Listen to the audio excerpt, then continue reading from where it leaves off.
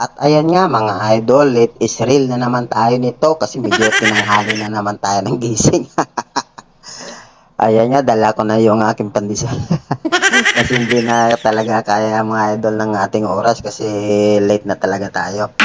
So medyo binilisan ko na nga yung pagbabay ko dyan. Kasi late na talaga tayo mga idol, no? So ayan nga, pagdating ko dito sa aking trabaho ay binanatan ko na itong mga upuan na to na ang tagal na naghihintay sa akin. So ayan, umaya-maya nga mga idol ay may tumawag sa akin sa rooms kasi yung trabaho natin ay on-call retouching tayo sa kwarto. Kaya hindi rin ako tumagal dito at iniwan ko rin yung aking ginagawa itong upuan. Kaya nagligpit na rin ako ng mga gamit ko mga idol at dali-dali ko nga pinuntahan yung kwarto na nagpaparetouch. So ayan, pagpunta ko nga dito mga idol ay ito na naman yung aking gagawin, yung laboratory. So maraming mga tuklap na pintura. So ayan, may dala pala ako mga tinting color para pagtimpla natin ng mga kulay. So ayan, let's go. So ito pala yung mga secret weapon natin mga idol, no? Ayan, brush at dalawang maliliit na pencil brush. So ayan, magmekos-mekos na tayo ng ating kulay. Dahil staining nga ito mga idol, ang ginamit ko ditong pangkulay ay oil tinting color na burnt umber, pula, tsaka rosena o kulay dilaw. Ayan mga idol, para makabuo po tayo ng ating pangkulay ay ihalo-halo lang natin yung tatlong kulay na yan. So ayan, pinaghalo-halo ko na para makabuo po tayo ng ating pangkulay. Pagkatapos ko pong maghalo dyan ay nag-apply na tayo ng ating kulay doon sa ating staining na laboratory.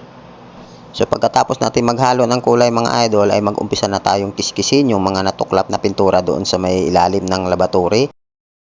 Pagtingin ko pala sa ilalim ng laboratory mga idol ay may tulo pala itong lababo nila kaya natutuklap yung ating pintura. Dahil retouch lang yung ating gagawin mga idol ay hindi na ako gumamit ng marsilya dyan kasi minamadali nga ito yung ating ginagawa. Kailangan matapos agad.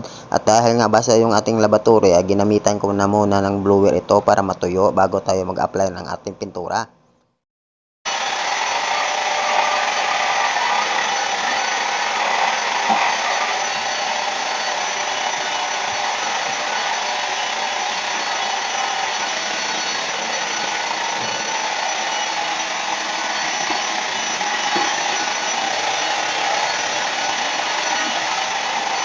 Pagkatapos kong mapatuyo mga idol ay ilalabas ko na yung aking weapon na mahaba pero maliit na pencil brush.